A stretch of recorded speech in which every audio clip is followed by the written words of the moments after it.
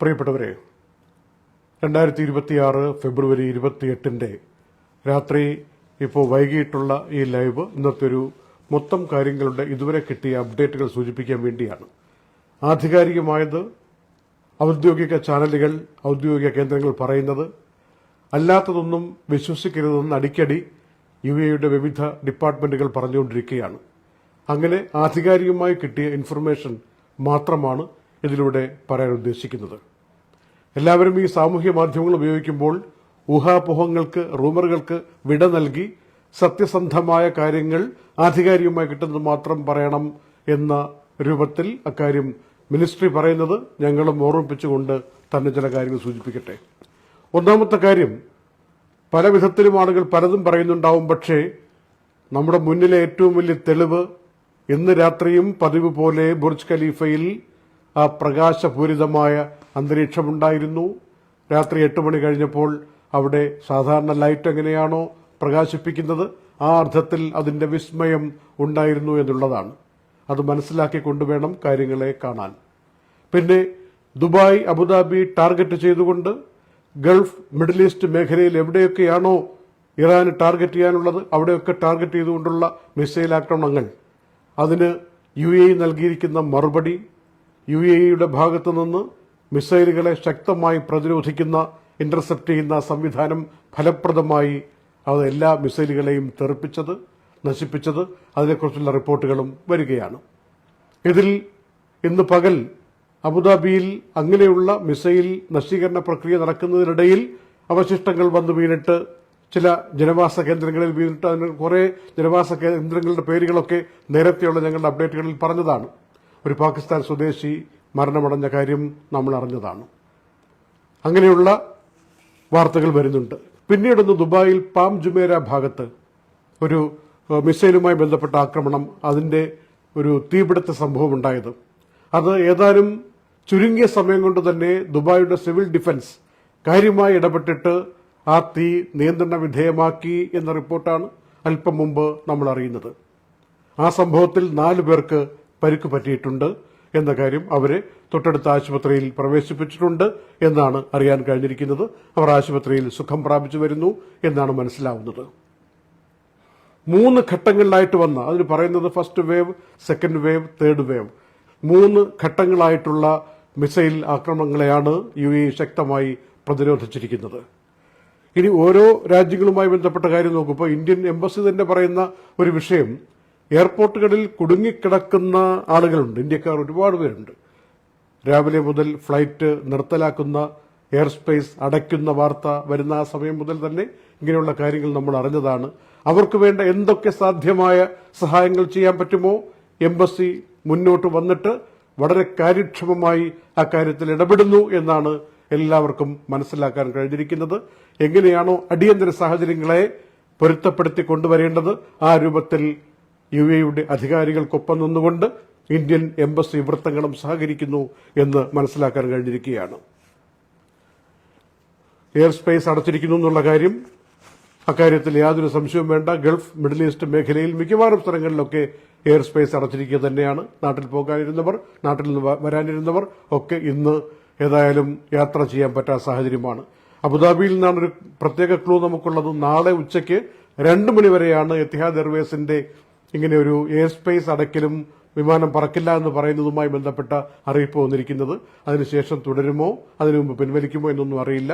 ഏതായാലും അത് ഇപ്പോ മിഡിൽ ഈസ്റ്റ് നടന്നുകൊണ്ടിരിക്കുന്ന ഒരു യുദ്ധ സാഹചര്യത്തിന്റെ ഗതിവിഗതികളെ ആശ്രയിച്ചായിരിക്കുമെന്ന കാര്യത്തിൽ സംശയവും വേണ്ട.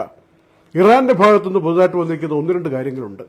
ഒന്ന്, ഇസ്രയേലിന്റെ ഭാഗത്തു നിന്ന് ഇറാനിലേക്ക് ഇന്ന് രാത്രിയും ഒരു പുതിയ തരത്തിലുള്ള മിസൈൽ ആക്രമണം, ഡ്രോൺ ആക്രമണം ശക്തമാക്കിയിരിക്കുന്നു എന്നുള്ള കാര്യം. രാവിലെ നടത്തിയ ആക്രമണത്തിൽ, അതായത് യുഎഇ സമയം 8:45 ഇറാന്റെ സമയം 8:15 നടത്തിയ ആക്രമണം, അതിൽ 86 കുട്ടികൾ മരിച്ചു എന്ന വിവരമാണ് ഇറാൻ ഔപചാരികമായി പുറത്തുവിടുന്നത്. ഒരു മിനാബ് എന്ന് പറയുന്നത് ഇറാന്റെ സൗത്ത് പ്രദേശത്തുള്ള ഒരു സ്ഥലം, ഒരു പട്ടണമാണ്. ഈ ഇടത്തരം പട്ടണത്തിലാണ്, അവിടുത്തെ ഒരു സ്കൂളിലേക്കാണ് ഈ ആക്രമണം ഉണ്ടായിരിക്കുന്നത്. അവിടുത്തെ കുട്ടികളാണ് മരിച്ചത്. ആദ്യം 25 പേരെന്ന റിപ്പോർട്ട് വന്നു, പിന്നീട് 40, 85. ഇപ്പോൾ ഏറ്റവും ഞങ്ങൾ ഈ ലൈവ് തുടങ്ങുന്നതിന് മുമ്പ് വന്നിരിക്കുന്ന റിപ്പോർട്ടിൽ ആധികാരികമായി ഇറാന്റെ ഭാഗത്തുനിന്ന് പറഞ്ഞിരിക്കുന്നത് 86 കുട്ടികൾ മരിച്ചിരിക്കുന്നു എന്നാണ്. അത് ഒരു വശം. രണ്ടാമത്തെ വാർത്ത, ഇപ്പോഴത്തെ സാഹചര്യത്തിൽ UN-നോട് ഇറാൻ ഒരു കത്ത് കൊടുത്തിട്ടുണ്ട്. ഇങ്ങനെ ആക്രമണം നടത്തിയാൽ ഏതൊക്കെ അമേരിക്കയെ പിന്തുണയ്ക്കുന്ന കേന്ദ്രങ്ങൾ മിഡിൽ ഈസ്റ്റ് മേഖലയിലുണ്ടോ അവിടങ്ങളിലേക്കൊക്കെ ഞങ്ങൾ ആക്രമണം നടത്തും. അത് ഗൾഫിലും ജോർദാനിലും അങ്ങനെ എവിടെയൊക്കെ ചെയ്യാൻ പറ്റുമോ ഇസ്രയേലിലും ഞങ്ങൾ ആക്രമിക്കുമെന്നാണ് ഇറാൻ UN-നൊരു കത്ത് കൊടുത്തുകൊണ്ട് ഇക്കാര്യം പറഞ്ഞിരിക്കുകയാണ്. അത് വലിയൊരു വിശാലമായ അർത്ഥത്തിലെ യുദ്ധമായി മാറും എന്നൊക്കെയുള്ള കാര്യവും കത്തിൽ സൂചിപ്പിച്ചിട്ടുണ്ട്. മാത്രമല്ല, മോസ്റ്റ് ഇമ്പോർട്ടന്റ് എന്ന് പറയാവുന്നത്, ഇറാൻ ഇപ്പോൾ ഹോർമൂസ് കടലിടുക്ക് അടയ്ക്കാൻ വേണ്ടി പോകുന്നു എന്ന അറിയിപ്പ് ഏതാനും മിനിറ്റുകൾക്ക് മുമ്പ് വന്നു എന്നുള്ളതാണ്. ഹോർമൂസ് കടലിടുക്ക് നമുക്കറിയാം, ലോകത്തിലെ എണ്ണ കടന്നു പോകുന്നതിന്റെ അറേബ്യൻ ഗൾഫിലൂടെ കടന്നു പോയിട്ട് മറ്റു പല കടലിലേക്കും പ്രവേശിക്കാൻ വേണ്ടിയുള്ള ഒരു വാതായനമായി നിൽക്കുന്ന ഹോർമൂസ് കടലെടുക്ക് അത് അടച്ചു കഴിഞ്ഞാൽ 20 മുതൽ 30% വരെ എണ്ണയും ദ്രവീകൃത ഇന്ധനവും ഒക്കെ കൊണ്ടുപോകുന്ന, ഗ്യാസും കൊണ്ടുപോകുന്ന ആ പാത അടഞ്ഞു പോയാൽ വിലക്കയറ്റം സ്വാഭാവികമായിട്ടുണ്ടാവുകയും മറ്റു പാതകൾ സ്വീകരിച്ചുകൊണ്ട് ആളുകൾ എണ്ണ കൊണ്ടുപോകാൻ വേണ്ടി ഷിപ്പ് പോകുമ്പോൾ അത് വലിയ ചെലവായി മാറുകയൊക്കെ ചെയ്യുമെന്ന് നമുക്കറിയാം.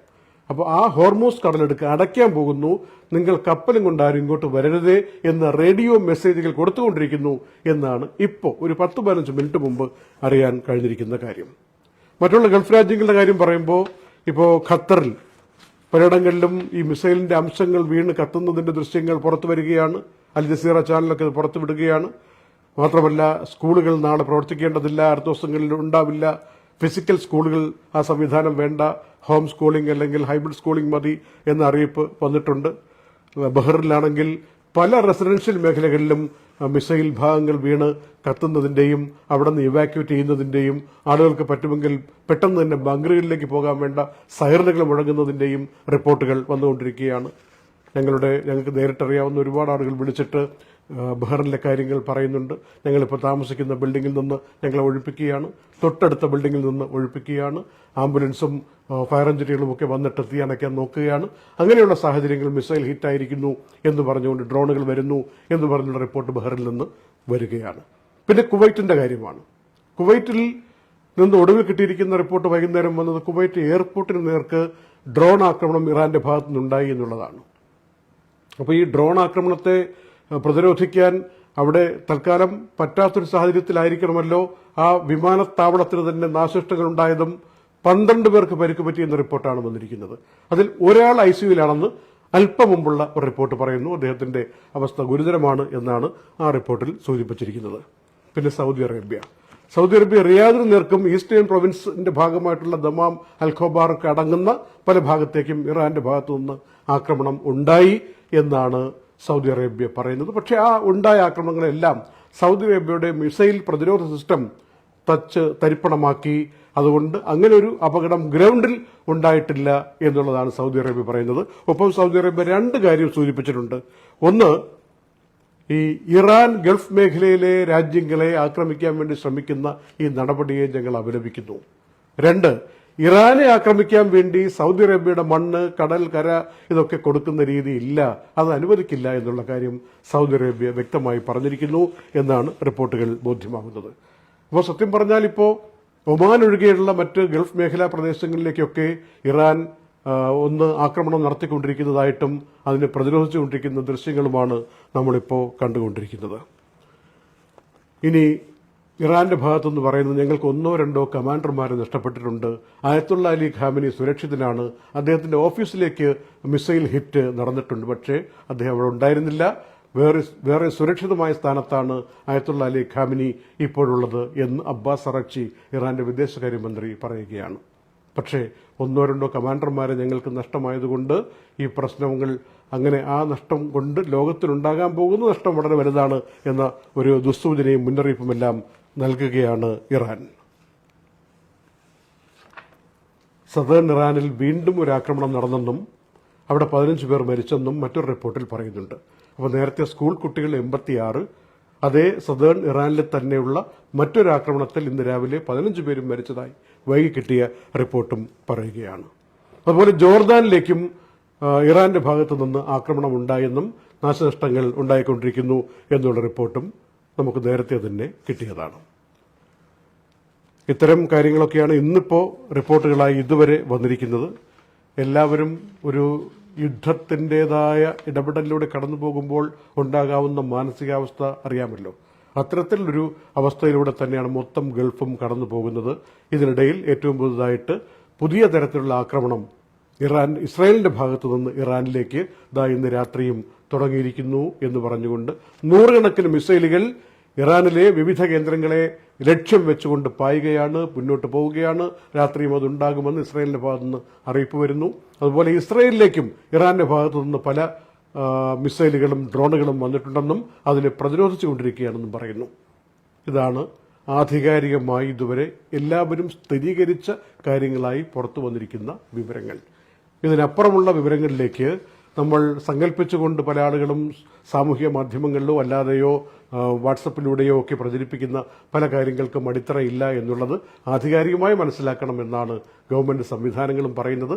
എന്ത് പ്രതിസന്ധി ഉണ്ടായാലും ജനങ്ങളുടെ സെക്യൂരിറ്റി, സേഫ്റ്റി അതൊക്കെ മാനിച്ചുകൊണ്ടുള്ള പ്രവർത്തനത്തിൽ മുന്നോട്ട് പോകാൻ UAE അടക്കമുള്ള രാജ്യങ്ങൾ കൊടുക്കുന്ന വലിയ പരിഗണന നമ്മളെല്ലാവരും മനസ്സിലാക്കി വിശ്വസിച്ച് നിലകൊള്ളണമെന്നും സമാധാനത്തിന് വേണ്ടി എല്ലാവരും പ്രാർത്ഥിച്ചുകൊണ്ട് മുന്നോട്ട് പോകണമെന്നും ഉള്ള അഭ്യർത്ഥനകൾ പല ഭാഗത്തുനിന്നും വരുമ്പോൾ നമ്മളതൊക്കെ അനുസരിച്ച് അതിൻ്റെയൊക്കെ കാര്യങ്ങൾ മനസ്സിലാക്കി ഇതൊരു ആഘോഷമല്ല, ഉത്സവമല്ല, നമ്മളെല്ലാവരെയും ബാധിക്കുന്ന, ലോകത്തെ മുഴുവൻ ബാധിക്കുന്ന, സാമ്പത്തികവും രാഷ്ട്രീയവും വ്യക്തിപരവും കുടുംബപരവും ഒക്കെയായി ബാധിക്കുന്ന വിഷയങ്ങളാണെന്ന് മനസ്സിലാക്കി നമ്മുടെ എല്ലാവരുടെയും നിലനിൽപ്പിന്റെ വിഷയങ്ങൾ തന്നെയാണ് എന്ന് മനസ്സിലാക്കി സമചിത്തതയോടുകൂടി പ്രാർത്ഥിക്കാനും അത്തരം കാര്യങ്ങൾ ആ അർത്ഥത്തിൽ പ്രചരിപ്പിക്കാനും ശ്രമിക്കണമെന്ന് മാത്രം ഓർമ്മിപ്പിച്ചുകൊണ്ട് ദുബായ് വാർത്തയുടെ ഈ തത്സമയ ഇടപെടൽ ഇപ്പോൾ അവസാനിപ്പിക്കുന്നു. നന്ദി.